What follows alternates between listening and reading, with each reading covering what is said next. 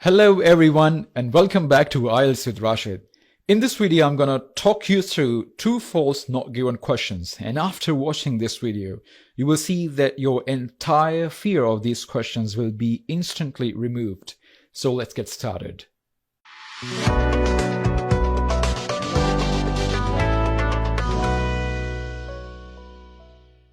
So this is the overview of this video. Firstly, we'll see the essential information about these questions, what are common problems, the useful tips, and then 5-step method and an example. Let us first quickly look at the essential information about these questions. True, false, not given questions require you to identify if the information in a text is true, false, or there is no mention about that at all. Secondly, true, false, not given questions and yes, no, not given questions are quite similar. All the techniques that you learn for the true, false, not given questions also work for yes, no, not given questions too. You'll see that most of the true, false, not given questions appear in passage 1 and passage 2, while yes, no, not given questions in passage 3. All the questions will appear in the passage in order of their number. So if you find question number 2 in line number 3 of paragraph 2, the next question will come in the upcoming lines. It won't go backward. All the question statements will be paraphrased in the text, so you won't find exact sentences in the passage as you read in the questions. With true, false, not given questions, if the question is true, false, don't write yes, no. Similarly, write yes, no if the question is yes, no. Don't write true, false for that. You have to answer questions based on what you read from the passage and not from your own background knowledge. You can simply write short forms as well, like T for true. Alright, now these are the common problems that students come across while they are attempting these questions. The biggest problem here is false and not given options. Most students are not used to answering these types of questions, and it causes them a lot of problems because they're not sure what to look for. Another common mistake is identifying the key words in the statements and then trying to find the exact words that exactly match in the text. Finally, some students fail to understand exactly what is true, false, and not given and what they actually mean. Now let's look at how we can solve these problems. Tip number 1 is that you have to understand what these questions are.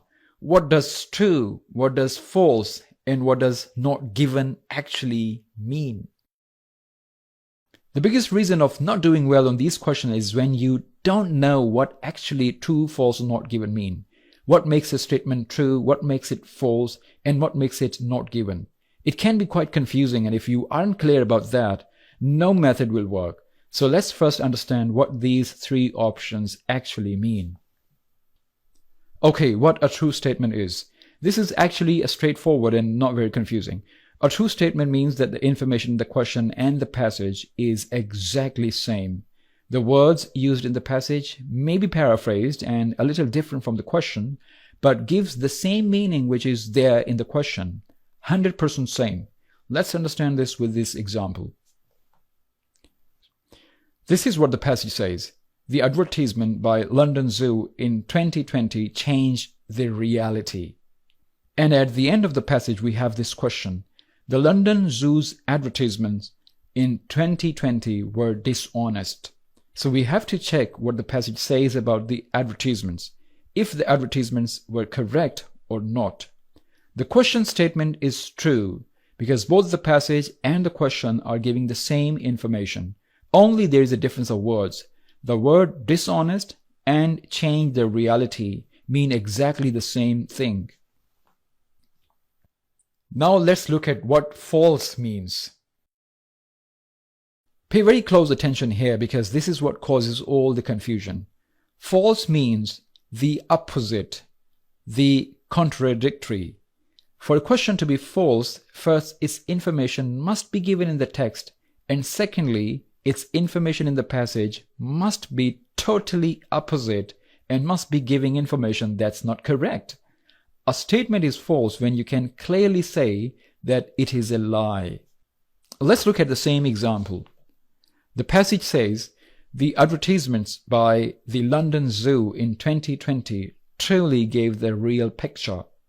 And at the end of the passage, we have this question. The London Zoo's advertisements in 2020 were dishonest. What do you think of the question now? Do you think that the question is saying dishonest and the passage is saying the opposite of it? The passage says the real picture. Is dishonest and the real picture the same thing? You understood it right. They don't mean the same. They mean exactly the opposite. The passage says the adverts were honest and gave real picture, but the question statements say they were dishonest. That's why the question statement is false. The question is clearly contradicting to what the passage says. Okay, now we'll look at not given with the help of this example. This time the passage says, the London Zoo gave many advertisements in 2020. And we have this question at the end of the passage. The London Zoo's advertisements in 2020 were dishonest. So according to this passage, is the information in the question true, false, or not given? It is not given because we can't say for sure about the nature of the advertisements. We do have London Zoo, we do have advertisements, we do have 2020, everything is mentioned. But what is not mentioned in the passage is the nature, whether these advertisements were honest or dishonest. So because of the absence of this comment, we would say that this question is not given. The next tip is that do not match the words, match the meanings. When the statement is false, you won't find that all the statement, every word of it is false. Most of the information would be similar. The examiners make the statements false or not given by bringing in just a small twist in the statement through one word or two words. As we have seen, you may find same words both in the question and the text. But if you don't pay attention to other words which are in context, you might miss some important information. These surrounding words change the meaning of the sentence. So match the overall complete meaning of the question statement with corresponding complete meaning in the passage. Any little change, it will change the whole statement and change the whole status of the question too. Look at another example. This is what the passage says. The study surveys children's scientific knowledge and attitudes to the rainforests. The secondary school children were asked to complete a questionnaire containing 5 open form questions. Now look at the question here. The study involved asking children a number of yes-no questions. So we have most of the information in the question and the passage which is exactly same. Both statements are talking about children. Both have sense of survey and asking the children, which is same. Even the word question is also there in both. But what is not similar is the nature of the question. The question says yes-no questions, but the passage says open form questions. So this part of the information is something that is different in both statements, so the answer is false. Okay, the next tip is that be extra careful when there is a mention of comparison in the question. Just because an answer is not given doesn't mean that there are no words in the statements that match words in the text. There probably will be matching words for not given answers. Check out this example. Passage says, fewer students responded that rainforests provide plant habitats, and even fewer mentioned the indigenous population of rainforests. More girls, 70%, than boys, 60%, raised the idea of rainforests as animal habitats. And the question says, girls are more likely than boys to hold mistaken views about the rainforest's destruction. You see that most of the information matches in both the question and the passage. But just because the passage mentions about more girls than boys and also about the rainforest, it doesn't mean that the answer is true or false. We are not really sure whether girls have more mistaken views than boys. So the answer is not given. So if we look at one part of the question, it appears true, more girls than boys. But if we look at the other part of the question, which is the mistaken views about the rainforest, so this part is not given. So the statement is overall not given. So you have to decide about the overall information that the question is giving. In this question, one part is there, but the other part is not there. So that makes this question and not given. So what the people do is that they mistakenly just look at the first part of the question and they quickly go to the passage and find it there, and without thinking they mark it true or false, but they don't look at the complete question. So always go for complete question and understand and verify every part of it. You also have to be very careful about the words like all, nearly, almost, sometimes.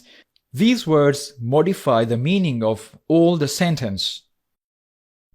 These words are nearly, all, some, a few, always, often, occasionally, more than, less than, or any other words of comparison like that. When they are used in question, make sure to understand what they mean and verify it from the text. These are meaning-changing words and change the status of the question from true to false or not given. Look at this example. 25% of people smoke. All people smoke. You see, both of these statements can't be said to have the same meaning. Let's move to the tip number 5. Do spend some time on the question and read it very carefully. When you are in exam, you are in a hurry, you want to finish test before the time is over, I understand, but don't be too fast. True, false, not given questions involve changing the meaning of the whole sentence and statements just by an addition of one word or two words only, like always, often, etc. If you miss them, your answer will nearly always be wrong. So read slowly and always look for the words which are changing the meaning of the statements. The tip number 6 is that you should keep the next question in your mind. If the information related to the next question has started in the text, and this means that the answer you are looking for, probably you have either left behind it or it's not given. Answers are always in the same order that they appear in the text, so do not waste time going back. Keep on reading. If you can't find the information you're looking for, then it is probably not given. Okay, so keep these tips in your mind and follow this 5-step method. First, read the passage for general idea. Next, read the question and clearly understand what is something that you have to verify from the passage. In the next step, underline any words like some, a few, mainly, or any other word that can change the meaning of the whole sentence. Then go to the location of the passage, determine if the question is true, false, not given by following the tips that you have got in this video. Lastly, write down your answer on the answer sheet. Let's do this example by following this method. Okay, the first step, read the paragraph for general idea. Second step, let's look at the question now. It says, the plight of rainforest has been ignored by the media. Now the third step, we underline the key words, that is ignored by the media. We have to understand if media has given any attention to the rainforests. Now before going into the passage, let's think about this. If it clearly says that the media has ignored, then we would say this is true. But also think of the opposite. The opposite is that the media paid attention. If the media paid attention, then this question would be false. Even. Let's see. If you look at here, it clearly says, despite vivid media coverage. So this means media did give coverage to it. So this is opposite to what the question is saying. So it is false. Thank you for watching. I hope these tips will help you improve your score on true, false, not given questions. I'm Rashid, and I'll see you in the next video.